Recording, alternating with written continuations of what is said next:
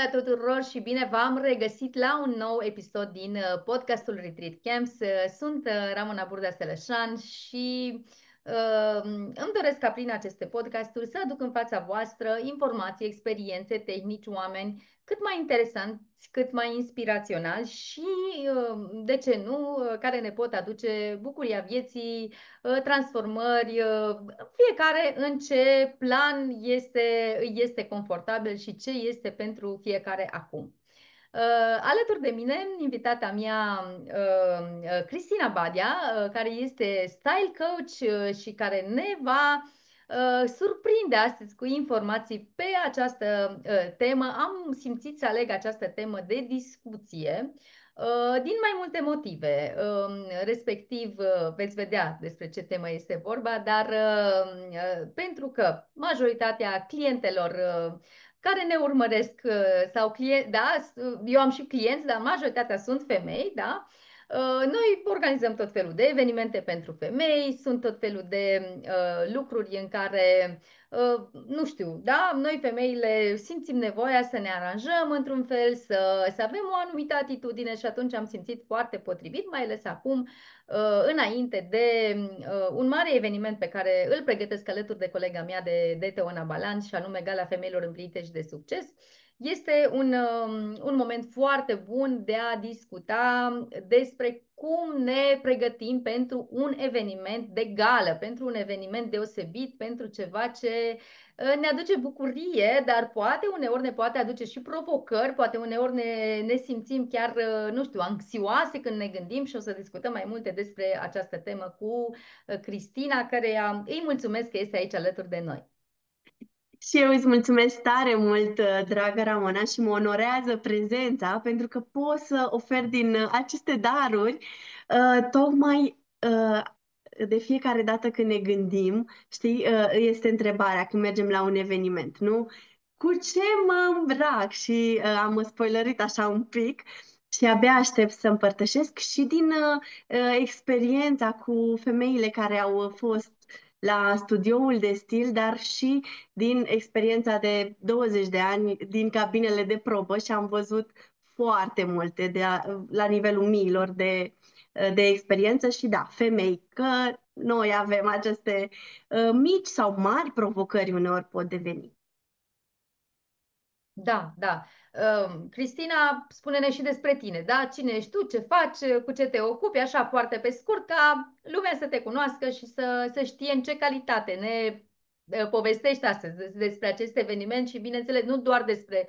Noi acum nu ne raportăm, noi dăm ca exemplu gala pe care noi organizăm a doua oară și am fost și anul trecut și o să ne povestească Cristina și despre experiența ei de acolo și cum a perceput ea din punctul ei de vedere ca și style coach, da, această gală, dar bineînțeles poate să fie toate informațiile pe care noi le discutăm astăzi poate să fie adaptate la orice fel de eveniment pe care îl aveți în viața voastră, mai așa, mai elegant să zic eu, da, un eveniment în care, da, vreți să fiți într-un anumit fel sau în care vreți să vă simțiți într-un anumit fel, în care vreți să apăreți într-un anumit fel.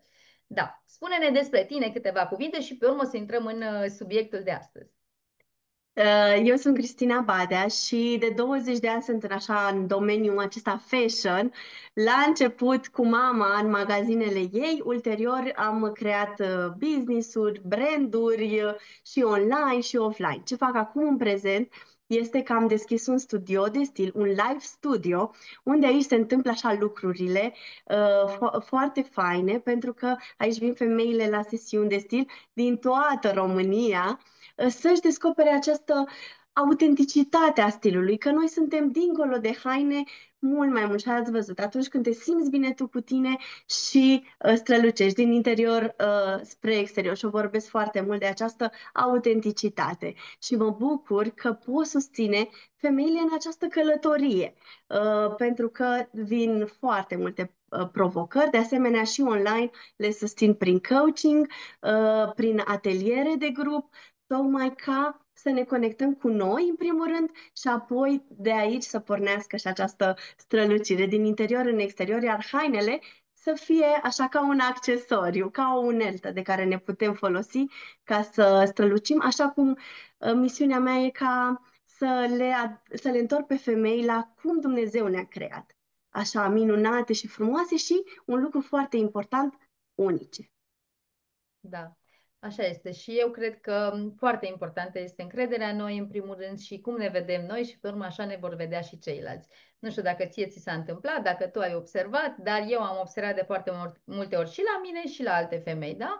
Atunci când eu mă văd frumoasă, când eu mă simt într-un anumit fel și, da, hainele pot să-mi dea o anumită stare, o anumită atitudine, cu siguranță și văd în privirile celorlalți că și ei mă văd într-un anumit fel. Iar atunci când eu mă simt, nu știu, poate nu m-am spălat pe păr, poate sunt, da, îmbrăcată așa, nimeni nu mă observă sau nu mă observă într-un mod pozitiv, da?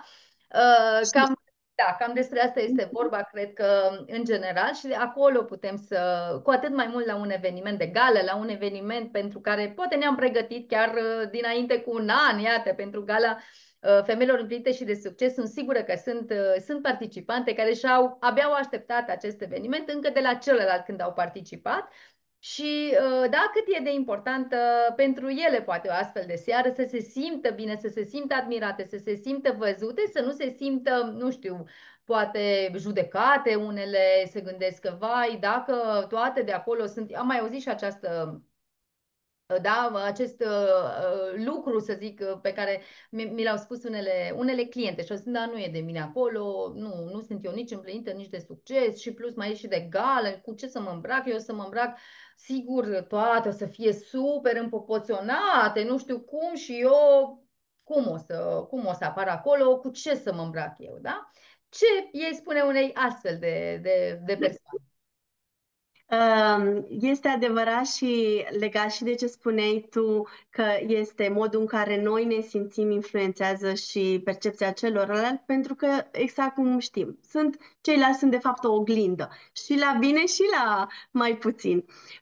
Legat de ce ea spune unei femei care nu este sigură și nu știe cum să abordeze în direcția asta, în primul rând, este foarte important să vedem de unde pleacă această percepție, știi? Pentru că de multe ori percepțiile astea ni le punem noi, etichetele, știi?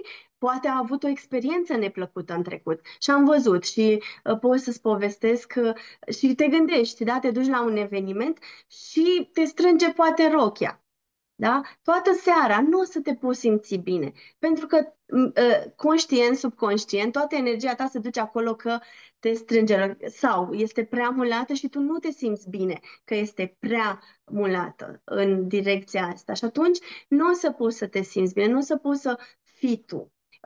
Și trebuie să explorăm, să vedem de unde pleacă această etichetă. Noi ne punem etichete și avem așa un talent să ne punem negative pentru că asta am primit, mai ales da, generația noastră și noi încercăm acum să reparăm cu copiii noștri, dar am fost etichetat. Gândește-te, da, când ieșeam din casă, ai grijă, da, cum te porți, cum păși, ai grijă să nu mă faci de râs.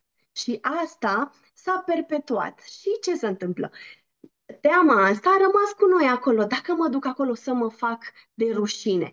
Și Ramona, tu știi foarte bine că lucrezi și ai văzut în retreat-uri cât de păcătoasă este această emoție și cât de jos ne duce. Și chiar dacă avem, și am văzut și la cabinele de probă, și pot să spun o poveste aici, care mi-a rămas așa în suflet și am văzut-o de repetate rânduri. Veneau femei și chiar, uite, vezi, nu întâmplător, eu vedeam magazinul pe care îl aveam, era plin cu rochii, un complex comercial. Și veneau femei, pentru că nu aveau această încredere și poate o să vorbim și despre lucrul ăsta, uh, veneau cu mama, tata, soțul, bunica, da, cu toată, Păreri. cu prieteni, Alea de exact, cu ei. toată, da, da, și să-și aleagă rochia pentru ea. Și intrau în cabina de probă și le vedeai, măi. Deci, n-ai cum, în momentul în care tu te simți bine cu un lucru, începi, efectiv, îți crește energia, că de fapt asta e, știi? Te schimbă complet. Și o vedeai cât de bine stă și cât de, și modelul, și ca tot, și știi genul ăla, e parcă e croită pe tine. Și când deschidea cabina, cineva din tribună, da, zicea, aoleo, ce e asta? Vedeai cum scade energia și pentru că ea nu avea încredere, da, clar, că de aceea a venit cu toate persoanele, ajungea fie să plece fără roche și poate și cei care ne ascultă li s-a întâmplat asta, fie să-și ia ceva de gura cuiva și să nu se simtă bine. Și Ce le asta, place lor. exact. Și de aceea Când o poartă, își dă seama că nu-i pentru ea. și fie ajunge să poarte că na, a dat banii și toate motivele, dar să nu se simtă bine. Și de aceea am și creat acest loc tocmai ca să vină femeile să se conecteze cu cele ce vor ele cu adevărat. Și cu adevăratul ăsta a ajuns atât de jos, adică au fost atâtea straturi puse pe cu adevăratul ăsta, ce vrea sufletul nostru, că am tot avut etichete, da? Dacă e prea scurtă, stai că înseamnă că... Ce înseamnă dacă e prea scurtă? Că e vulgar sau e ceva care nu e potrivit. Dacă ai o anumită vârstă, dacă este într-un anumit fel, este prea în felul acela. Și ce i-aș spune este, în primul rând, să vadă ce își dorește ea cu adevărat și să se întoarcă acolo și asta vă recomand și vouă, acest exercițiu. Și o să povestesc și cum a fost la mine la ediția trecută, pentru că a fost absolut magic, uh, uh, să să conecteze cu ea și să vadă cine a devenit. Și acesta este un exercițiu pe care puteți să-l faceți și voi. Înainte să vă întrebați care este ținuta, fie că e vorba de o rochie, fie că e vorba poate de ceva elegant, da, pantalon cu ceva care să vă placă, pentru că, da, o să poți și pantalon dacă este, da, în direcția asta. N-aș vrea să blochez doar rochii, știi, ai voie doar cu rochie, da?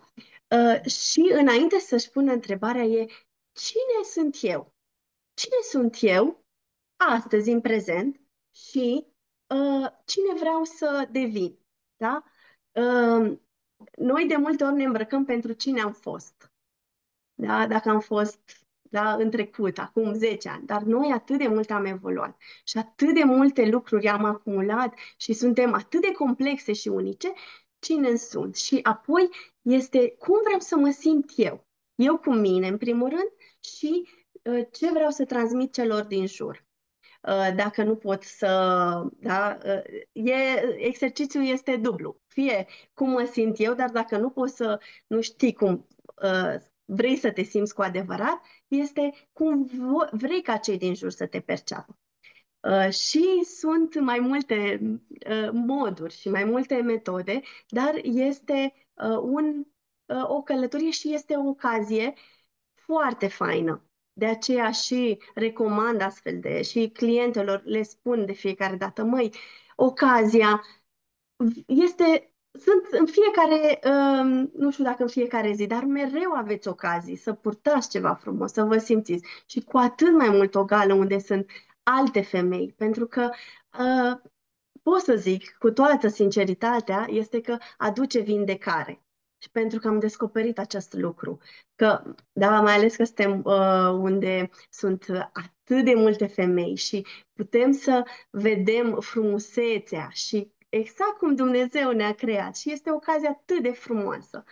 Um, Sunt sigură că absolut nimeni nu te judecă, nu stă să se uite, nu știu, da, într-un fel sau altul. Dacă tu simți că îmbrăcămintea ta este cea mai potrivită pentru tine, noi tocmai de aceea, cel puțin la acest eveniment, nu am simțit nici să dăm, nu știu, un dress code, nici măcar o culoare, nici măcar nu am simțit să facem lucrul acesta, cel puțin nu acum și nici data trecută, pentru că am zis fiecare să vină cum se simte ea cel mai bine, cel mai confortabil. Și atunci cu siguranță nu are cum să dea greș și nu are cum să se simtă, nu știu, inferioară, nu are cum să se simtă că, vai, Doamne, nu știu ce. Am văzut toate felurile de ținute la gala de anul trecut și da, chiar o să te rog să ne spui și tu cum te-ai pregătit, cum a fost atunci pentru tine, da? Deci eu am văzut atunci toate felurile de rochii, toate felurile de ținute nu înseamnă, nu cred că a fost cineva care să se simtă, nu știu, într-un alt fel decât,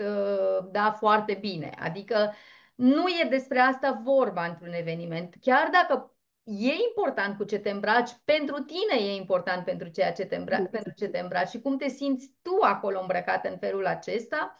Dar nu e despre asta vorba, așa că, da, eu în primul rând, asta le spun tot timpul, da? Nu trebuie să...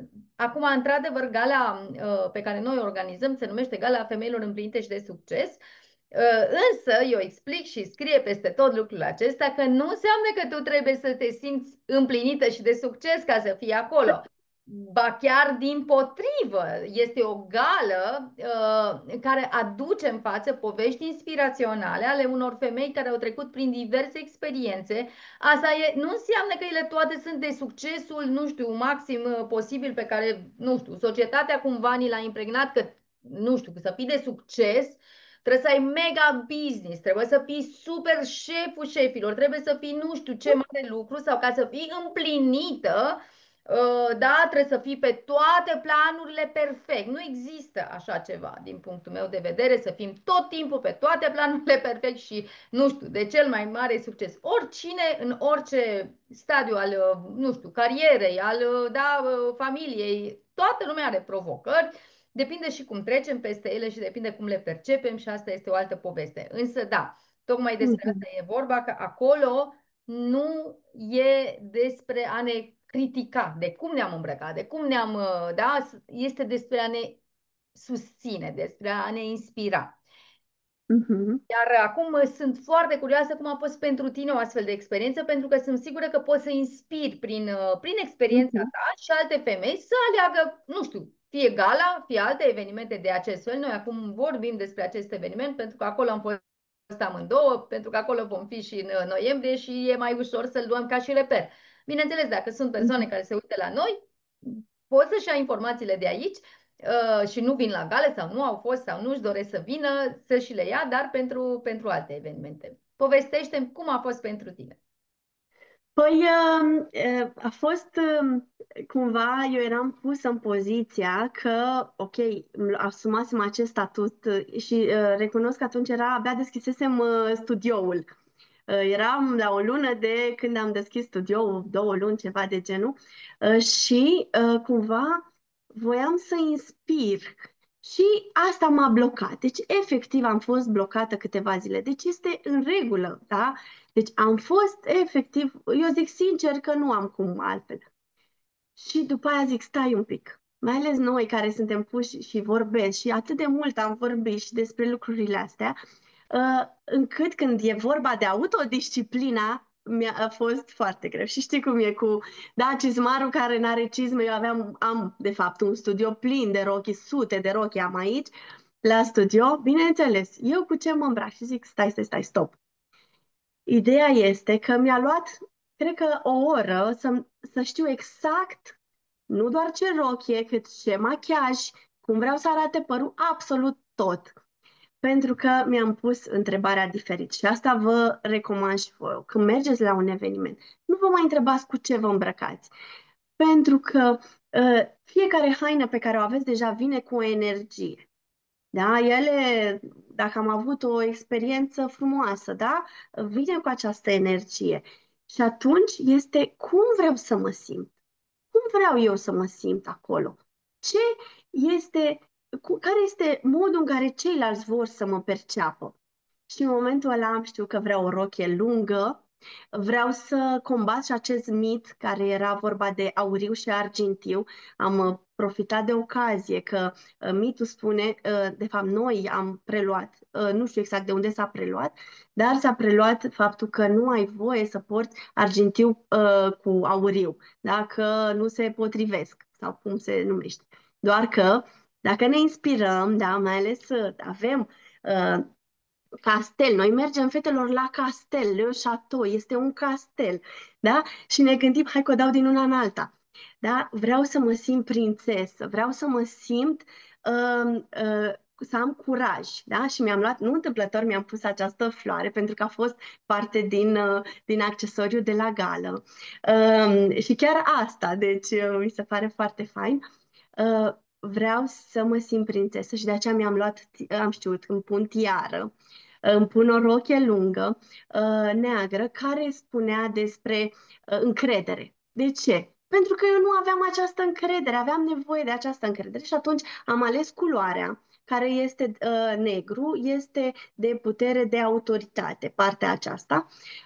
Și am combinat cu auriu și argintiu. În talie avea o curea argintie, în picioare mi-am pus auriu în mod special, accesoriile la fel le-am combinat, dar mai dincolo de asta, pentru că aveam tiara și asta vă recomand, dacă vă place și vă simțiți bine, este absolut minunat și m-am simțit super, pentru că zici, dacă e prea mult, dacă e prea cumva, știi? Nu există prea mult. Asta Ex- pot bă, spune. exact, Prea da. mult. Este perfect. Și faptul că mi-am pus tiara, spatele mi-a stat drept și am putut să transmit și m-am simțit extraordinar. Și atunci când te simți bine, nu te mai gândești la pantoful care te strânge. Poți să fii atent și poți să vezi și să observi și să admiri. Și apropo de asta că ne comparăm. Și în loc să te compari tu că stai că eu sunt mai, uite ce bine stă rochia aia, normal că e mai slabă, știi, te gândești. Zici, wow, ce fain că știi să transformăm și să o admiri ca, nu ca a te compara, ci ca o admirație, știi? Și atunci când admiri pe celelalte femei, după aia asta, știi, este exact, exact, da. Ce Și bine. așa a fost pentru mine. Dar mai mult de atât, noi ne-am adunat, nu știu dacă știi, dar am avut 5 fete, ne-am adunat câteva fete aici la studio. Unde? Și dacă aveți și voi posibilitatea, câteva, două, trei între voi, am adus o fată care să ne machieze, să ne aranjeze la păr. Ne-am împuternicit. Deci atât de mult contează lucruri atât de simple. Să ne vedem. Eu am avut că, da, dar oricare dintre noi putem să spunem o poveste și despre, ok, poate nu pot despre mine, dar despre cealaltă persoană. Știi? Să ne uităm și să le admirăm. Și de multe ori noi credem că avem nevoie de niște rochii super complicate. Una dintre fete a avut o rochie, dacă o vezi așa pe manechin, zici, e o rochie simplă. Dar am accesorizat-o, am încurajat-o, i-am dat această, știi, putere și cumva a strălucit, dar strălucirea venea din interior în exterior. Și a făcut rochia aia, ziceai că e de, știi? Și așa să purtați rochi. Nu contează că ați dat 100 de lei cu 1000 de lei, nu asta e important, ci să o vedeți, acea rochie, că vă completează și că transmite și să o vedeți voi de câți bani vreți, știi? Poți să vezi rochia aia, să o faci de 1000 de lei, să o accesorizați cât de mult vreți, cât de puțin vreți, știi? În ideea asta. Și m-au întrebat fete. Am avut fete care m-au întrebat, uite, merg la gală, cum să mă îmbrac, știi? Și eu le întrebam, dar cum vrei să te simți? Păi, diferită, știi? Dar atenție la diferit. Că dacă tu vrei să te simți diferită și o ținută care nu e potrivită, adică nu este potrivită contextului și așa, e posibil să fii prea diferită și să te simți subconștient, deci nu asta este conștient, să te simți exclusă. Și tu știi ce înseamnă excluderea dintr-un trib, știi? Și de aceea să vă simțiți exact și să vă asumați ținuta și încrederea. Și după ce mi-am ales ținuta și am știut exact ce coafură, cum vreau să mă îmbrac și tot, am mai urmat un pas.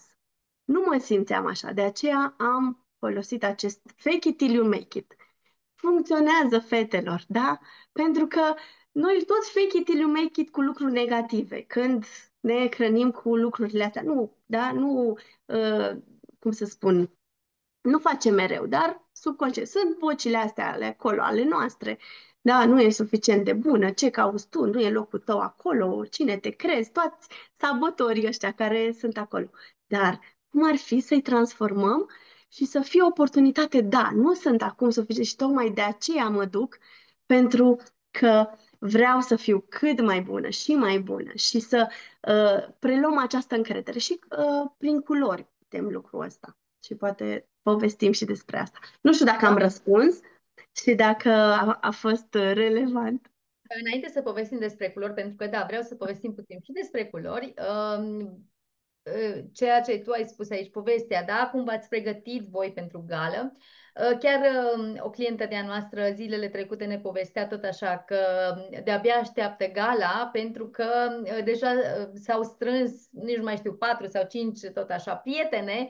Unele vin chiar din străinătate, în București, unele sunt din București, unele vin din țară în București. Cu ocazia aceasta fac un fel de city break, da, de bucurie, de pregătire, se pregătesc pentru gală, merg înainte cu o zi la spa. Deci ele au făcut așa, o adevărată poveste. Mi se pare minunat. Deci, uite, cum un eveniment de genul acesta sau de orice alt fel care te bucură, pentru care abia aștepți, poate să fie, uite, un moment de reîntâlnire cu prietenele. În cazul ei, da, chiar unele pe care nu le-am mai văzut de multă vreme, dar bineînțeles și da, cele care stați în București sau care mergem din alte zone, uite ce fain este că ne reîntâlnim, poate înainte cu o zi, poate în ziua respectivă, da, și ne pregătim și pregătirea aceea deja îți dă o anumită stare, o anumită bucurie. Eu mi-aduc aminte când eram în tinerețe, da, și mergeam la discotecă, da, mergeam undeva în oraș, da, și strângeam așa fetele la mine acasă și, băi, deci parcă ăla era mai frumos moment decât tot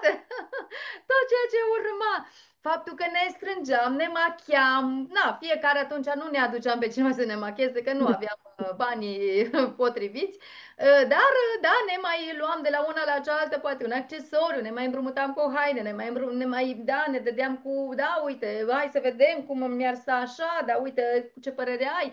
Da, și era foarte, foarte faină treaba asta și chiar vă îndemn să o faceți atunci când mergeți undeva cu mai multe prietene, pentru că face parte din bucurie și vă dă entuziasm, vă dă încredere, vă dă chiar o stare de bine pe care o continuați, bineînțeles, și acolo. Iar atunci când mergeți la un astfel de eveniment, mai ales la acest eveniment pe care eu îl organizez cu Teona, eu știu despre ce este vorba și știu că se lucrează pe toate planurile și că de acolo chiar se produc transformări majore, conștient sau inconștient, îți dai sau nu-ți dai seama de ele, însă da, se lucrează pe mai multe paliere și atunci poți să primești altfel când tu ești dintr-o energie înaltă, când tu deja vii acolo cu o încredere, când vii cu o... Nu să intri în ego, nici să intri în vai cine sunt eu sunt cea mai tare de aici, nu în sensul acesta, dar să te simți tu bine, cum ai zis, să admiri, să merg așa dintr-o energie de admirație, de bucurie, de hai să văd ce este pentru mine aici, hai să văd, să mă inspir pe toate planurile, să mă inspir prin femeile care sunt pe scenă, să mă inspir de la femeile care sunt în sală, să mă inspir de la prietenele mele, iată, care au venit cu mine și pentru care, da, ne-am pregătit și uite ce frumos se poate crea. O zi întreagă se poate crea în felul acesta, da, doar prin participarea la un eveniment dintr-o seară. Iar, da, această experiență a ta sunt sigură că poate să fie inspirație și pentru alte persoane sau, iată, tu poți să să creezi asta este o idee de un eveniment înainte de eveniment, da? Ai putea să creezi acest eveniment prin care nu doar prietenele tale, ci mai multe persoane poate care te cunosc sau nu te cunosc sau care ne cunosc pe noi și iată, prin noi te vor cunoaște acum pe tine, poți să zici, uite, eu de la ora nu știu cât la nu știu cât, vă aștept la mine în studio și hai să ne pregătim, haideți să vedem cum putem să facem să intrăm într-o stare și mai bună, și mai faină. Da, ar putea să fie o idee interesantă și asta. Sau, da, fiecare să-și creeze cu grupul de prietene, cu comunitatea, cu fiecare cum își dorește. Da. Și dacă vin aici, știi, la studio, știi, ne conectăm și putem exact asta, știi? A fost atât de fain pentru că eu fac și ateliere de împuternicire și un lucru, deci mi se pare foarte interesant.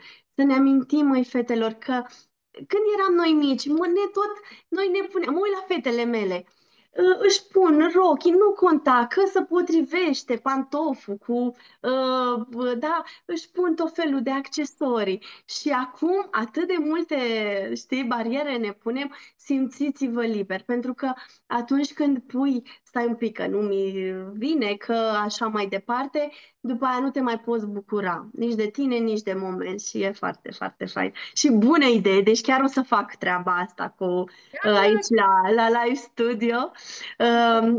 Avem și niște scări, știi, anul trecut am defilat așa pe scări să ne pregătim acolo pe scările mari, știi, cu Iată, vă puteți totul. face chiar o ședință, o mini-ședință foto, da? Niște filmulețe, niște poze unele pentru personal, unele pentru profesional. Eu mi-aduc aminte tot așa, am fost la o gală la România Ești Tu, unde am fost premiată și eu și Teona, culmea, chiar anul trecut, în martie, înainte de a pregăti noi gala din noiembrie.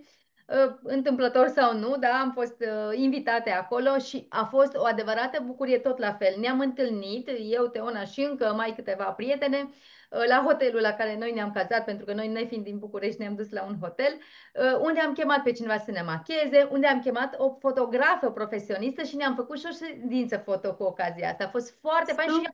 folosesc acele poze în postări, iată, da, pe site-ul Galei, punem de atunci pentru că ne-am îmbrăcat foarte frumos și am avut și timpul necesar, pentru că eu de la gală am câteva poze făcute, dar așa, tot așa, ca la nuntă, cu oameni și cu tot felul, dar eu singură eu n-am de unde să-mi pun, pentru că n-am avut timpul necesar, iar înainte e la fel. Noi ne-am îmbrăcat și eu am intrat deja acolo în eveniment. Mhm. Dar când am fost atunci, a fost foarte fain pentru că dintr-o altă energie, da, ne-am făcut acele poze, am avut timpul necesar, da, ne-am bucurat de ele și ne rămân și ca amintire, dar iată și pentru alte lucruri de făcut. Deci este o altă Mhm. idee pentru care vă puteți întâlni. Bineînțeles, nu trebuie neapărat să vă chemați profesioniști sau așa, că puteți și voi să vă faceți între voi, dar este un moment foarte fain, cum ai spus tu, să te filmezi, cum vii pe trepte, cum te pregătești, da, și sunt sigură că foarte multe femei care vor fi acolo au diverse business-uri și iată, cu ocazia asta, numai bine, se creează și un context de o postare, da, de o aducere înainte a în fiecare Mhm. nevoie. Da, foarte Mhm. fain ideea. Super, deci să o pui în practică. E de notat, uite, că a venit așa, a venit Da, spontan. exact, Cristina, da, da. Cu siguranță nu e întâmplător că a venit în felul acesta. Deci cine simte, iată, să meargă acolo la Cristina, scrieți-i pentru detalii, că ea deja sunt sigură că o să pregătească. Bun, spune-ne despre culori. Cum ne alegem culorile? Ce înseamnă culorile? Înseamnă ceva culorile? Contează culoarea pe care o alegem? Nu știu, orice ne spui despre culori, sunt sigură că Mhm. ne va fi de folos în alegerea ținutelor, nu doar la gală sau nu doar la această gală, nu Mhm. doar la acest eveniment, ci așa, pot fi în general. Poate contează culoarea pe care o alegem, contează dacă suntem, nu știu, în ținutele de zi cu zi sau la gală, înseamnă ceva diferit sau e același lucru indiferent de context. Acum, eu cum zic, de fiecare dată zic, ca în orice lucru, să punem cu intenție. Pentru că intenția de acolo poate să ne susțină. Ce spuneam, eu am spus că negru, da, pentru mine a fost partea de putere, partea de aceasta de autoritate, dar dacă pentru o altă persoană percepe negru, cum suntem aici în România, ca doliu, a avut mult timp în care poate s-a ascuns după doliu, posibil ca această culoare să nu o susțină, să nu o ajute. Știi? Și de aceea e foarte importantă intenția. Culorile, da, că vorbim, este un subiect foarte complex. Eu o să încerc să așa, doar să spun Să ceea ce punctezi. eu, exact, ceea ce eu am experimentat și am văzut și în sesiuni și în experiența cu clienții, și anume că ele poartă o vibrație și le găsim pe toate în natură. Asta pentru mine a fost așa revelator, pentru că de multe ori fugim poate de anumite culori, pentru că acolo poartă o vibrație în care încă nu suntem pregătite să o primim. Și iată, culorile pot să aducă și vindecare. Și nu lucrez doar pe la partea asta de culori, dar asta am experimentat. Și la fel cum la o gală, la un eveniment, ne pot susține, la fel și în viața de zi cu zi. Te-am admirat când am văzut roșu și te deschide, deci te expandează. Deci efectiv îți dă așa, nu știu cum îl simți tu, acum este așa foarte concret să spun, Așa simt. simt că te, da, este o vibrație a curajului, a uite, eu sunt aici și contez, știi? Doar că dacă nu ești în momentul acela în care să te simți în felul ăsta, roșu posibil să te inhibe. Mhm. Și au venit la mine într-o sesiune de stil, durează 3 ore și eu acolo le aleg așa diferite. Am avut o clientă specifică, acum povestesc, i-am ales așa câteva ținute. Și tot vedeam că atunci când urma roșu, tot îl ocolea, se ducea la următorul sau așa. Eu îi mai inseram, știi, observam. Și până la urmă am discutat, uite, hai să încercăm și roșu. Nu, că nu mi se potrivește. Asta este eticheta pe care noi o punem rațional, știi? Mhm. Bun, și vrei să explorezi, păi nu, hai să-ți arăt că nu mi se potrivește. Și tu, Ramo, și cei care ne ascultă, am făcut poză, da, cu ținute dinainte și când și-a pus culoarea roșu, era și un roșu așa, cum mai tu, așa aprins, efectiv, i-a scăzut energia. Deci am văzut în poze, deci nu putea să-mi conteste nimeni, să-mi zică stai că nu este în paleta ei, nu știu ce. Nu, i-a scăzut energia și clar, când îți scade energia, ce se întâmplă? Nu ți se mai potrivește, nu îți mai place nimic, nu e bine, știi? Și n-am deznodământul acestei povești, a rămas să exploreze, pentru că roșu vine și cu o vibrație, adică toate culorile vin și cu o vibrație cum o percepem negativă, știi? Poate să fie violență, poate să fie inclusiv rujul mamei care ne-a certat sau ne-a zis ceva. Deci atât de, da, știm, când acum, da, nu mai sunt tabu lucrurile astea, sunt destul de la îndemână. Dar important e ca și culorile, că acum este subiectul acesta pe care le respingem, să le integrăm așa cu blândețe în viața noastră. Nu acum, gata, știi, stau și mă chinui cu roșu și pentru că nu o să te susțină. Deci nu te va susține, ci mici accesorii, ceva, dar inclusiv să nu se vadă, le provoc pe fete, știi, lenjeria intimă, știi, că aia nu o vede nimeni, știi, doar tu știi. Dar mici detalii, mici lucruri. Eu am observat, de exemplu, că în garderobă nu am mov. Și zic, ok, hai să vedem, de ce nu am mov, de ce nu am culoarea asta? Și într-adevăr era partea aceasta cu toate că eu lucrez pe partea asta holistică, da? Pentru că trebuie să le aniliem minte, trup, suflet. Dar movul este spiritualitate, este lucru acolo profund, știi? Și într-adevăr am nevoie să merg din ce în ce mai mult și atunci intenționat, deci cu intenție, îmi iau broșe mov, accesorii cu un pic de mov lila în direcția asta, ca să mă susțină în ceea ce vreau eu să vinde sau să aduc mai mult. Iar la gală, la fel. Dacă vrei să te întrebi, ok, cum vreau să mă simt? Vreau să mă simt mai, uite, nu mă simt foarte, să spunem, ai o ocazie bună să mă simt mai feminină. Eu toată ziua sunt între bărbați, lucrez între bărbați, în pantaloni, cum ar fi să mă simt mai feminină? Da, și poți să alegi nuanțe de roz pal, materiale fluide, da? Și nu numai, da? Eu nu vreau să blocăm în direcția. Poți să fii feminină doar dacă porți rochii și fuste, da? Poți să fii foarte feminină și și aici intrăm în alt subiect, da? Și într-o pereche de pantaloni, dar ideea este că te conectează cu tine, cu cine ești și poți să aduci accesorii mici, detalii mici. Ok, vreau un pic de feminitate.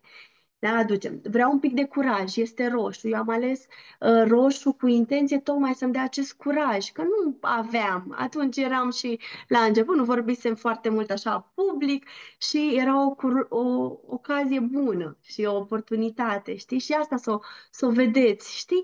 Că puteți să aduceți mici elemente care să vă susțină. Sau mai aleau pe fete. Mie mi-ar plăcea sexy, dar eu nu pot, n-am unde, doar așa. Da? Da, îndrăzniți, pentru că este parte din voi și este partea care vrea să se exprime, da? Poate cu mic lucru, știi? Nu, acum ne expun, cum să zic, nu facem la modul extrem. Trebuie cu blândețe și pas cu pas. Și de asta eu asta lucrez și în coaching, ca un program de 3 luni în care lucrăm să deblocăm, să dăm etichetele astea jos, știi? Care au fost tot puse, ca să putem să ne exprimăm liber. Și fetelor, încă un lucru. Vulnerabilitatea nu este slăbiciune. să fii vulnerabil, chiar dacă, ok, am luat câteva kilograme în plus, nu mă simt bine, știi? Și asta este situația de acum. Astea sunt eu acum în prezent, dar kilogramele nu ne reprezintă. Nu sunt cine am devenit noi, nu suntem ceea ce și asta încerc să știi, pentru că de multe ori noi ne ducem în ok, mi iau o rochie care să-mi ascundă.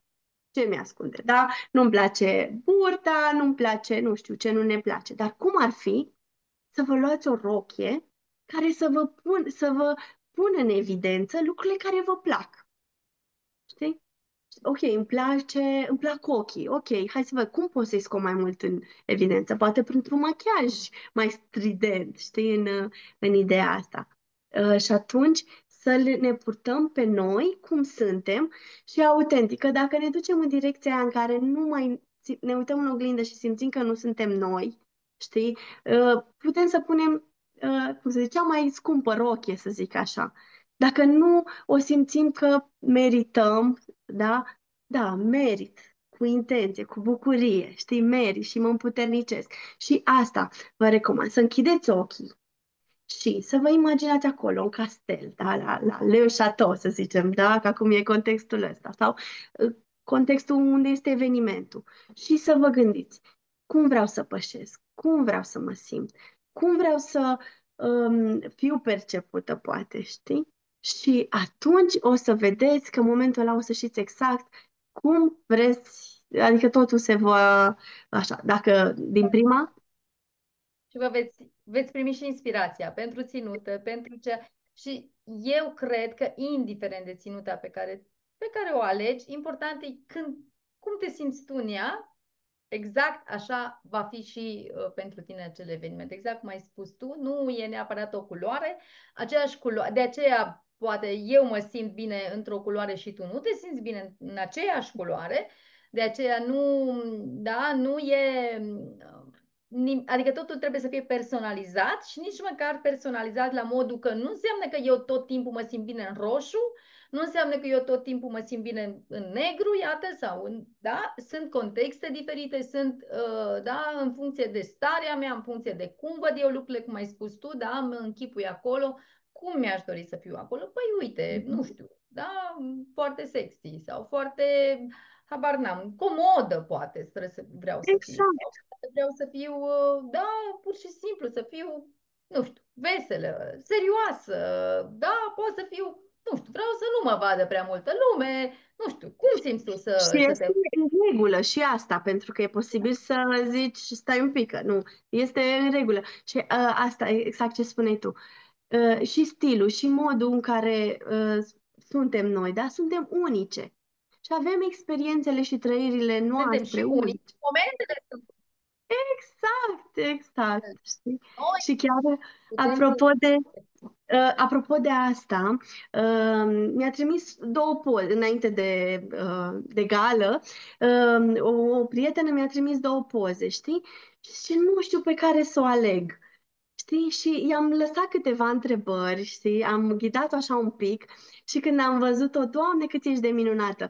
N-a ales-o pe cea mai pompoasă, pe cea mai scumpă, ci în cea mai în care să simțea ea. Pentru că în celelalte simțea că nu e Nu o ceea ce vrea reprezint. să transmită și nu o reprezintă.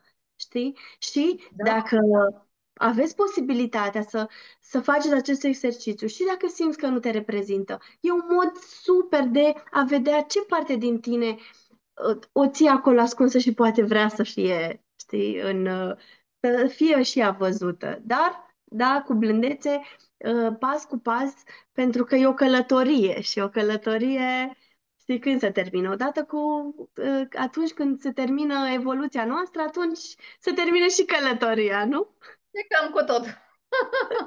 Când se termină, se termină, nu ne mai trebuie altceva, da? Până atunci hai să ne bucurăm de ce avem și să ne bucurăm de fiecare moment și de fiecare, iată, să ne creăm noi astfel de momente, să ne bucurăm de ele, să nu ne gândim, vai, dar ce să caut eu acolo, da, oare, da, cum o să fiu privită, că parcă eu nu sunt, cum ai spus tu, parcă nu am silueta perfectă, parcă eu nu am, da, părul perfect, nu știu, nu-mi stă bine cu nu știu ce.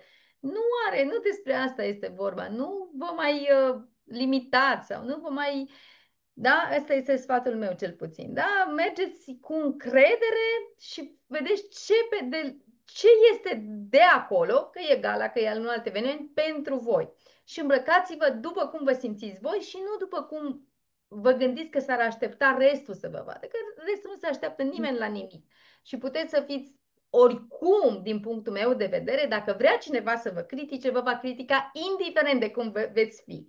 Iar dacă cineva este Exact. vă va admira oricum. Deci nu are, e despre cum simte celălalt să se uite la voi și nu despre voi. Da? Voi puteți să fiți îmbrăcate cele mai, nu știu, minunate rochii, cele mai scumpe, dacă vă așa vi se pare că poate ar fi mai important, nu știu, da, sau v-ați simți într-un fel dacă e mai scump, sau cele mai deosebite accesorii. Dacă cineva este pe critică, dacă este cineva să vă să zică, nu știu, da, să vadă doar lucrurile negative, întotdeauna vor găsi și astfel de lucruri despre oricine. Iar dacă, dar pe tine ar trebui să nu te intereseze în primul rând acest lucru și să faci lucrurile astea pentru tine, pentru sufletul tău și atunci cu siguranță te vei și simți în concordanță cu ceea ce este acolo. Da, Da. mulțumim mult, Cristina. Dacă mai vrei să ne spui ceva așa în final, Păi, uh, în final, da, ai completat extraordinar și exact asta, știi, indiferent ce ținută, ce rochie îți alegi, important e să te simți bine tu cu tine și tu în pielea ta, știi? Și un lucru pe care să-l menționez, că tot avem în garderobă dulapul acela pentru ocazie. Iată că dacă așteptați un semn pentru ocazie, aceasta este ocazia, nu? Pentru exact. că tu le ținem acolo, știi, las când o să am o ocazie, dar când vine ocazia, păi nu, acum nu e așa, nu e potrivit. Ocazia se creează. Și atunci când îți pui intenția și da, vine această ocazie să o poți și vedea și e o ocazie bună, da, să scoți de acolo cele mai frumoase, cea mai frumoasă rochie, cea mai, da, chiar și sunt care aveau rochii de cununie, știi, superbe, care poate nu mai ai unde să. Deci acum este o ocazie extraordinară. Exact. Poți purta orice. Orice Exact. ca vreodată, da? Și poți să-l accesorizezi oricum. Poți să-ți faci părul cum simți tu, cât mai deosebit. Dar în același timp poți să vii și cât de simplă vrei. Este un eveniment, din punctul meu de vedere, care îți permite absolut orice. De la cea mai simplă ținută și machiaj și păr și așa mai departe, la cele mai sofisticate, la cele mai interesante, pentru că vei vedea de toate felurile vor fi acolo. Nu vei fi cu siguranță tu altfel. Important este să fii așa cum simți tu. Ăsta este singurul sfat pe care eu l-aș da la oricine pentru orice fel de eveniment. Să nu se gândească Mhm. la restul, ci să se gândească cum se simte ea sau el, da? Mhm. Mulțumim mult, Cristina, pentru toate sfaturile, pentru toată inspirația, iată, pentru idei și alte lucruri, da? Cine simte să afle mai multe despre ceea ce faci tu, să poate să meargă la tine la studio, acolo poate să te găsească pe Facebook, da? Cristina Badea. Mhm. Sau, da, cu siguranță o veți găsi pe Cristina dacă o căutați și dacă simțiți că vreți să explorați mai mult această zonă, să lucrați cu ea, de ce nu? Fie în sesiune online, fie să mergeți acolo, sau iată, dacă veniți la gală și dacă v-ați luat bilet sau vă veți luat bilet, poate veți avea și ocazia aceasta puteți chiar să-i scrieți Cristinei, să vedeți ce organizează, poate organizează ceva atunci înainte, că nu degeaba ne-o fi venit nouă ideea. Da, exact. Și chiar o să mă gândesc și o să pun în aplicare și o să anunț. Deci chiar e super și mă Chiar mi s-a bucur. părut o super idee și iată, așa poți să inspiri și alte persoane să facă lucrul acesta cât mai des, da? Înainte de un eveniment, să se strângă cu prietenele, cu cunoștințele, cu, nu știu, cu câteva persoane, cunoscute sau necunoscute, nici nu contează, ca să intre în acea energie, în acea stare și ce bine se simte. Super, Mhm. mulțumesc mult, Cristina, eu vă mulțumesc și vouă că ne-ați urmărit din nou într-un alt episod pe care eu am simțit să-l aduc aici în fața voastră. Să ne revedem cu bine și cu alte ocazii. Mulțumesc și eu tare, tare mult!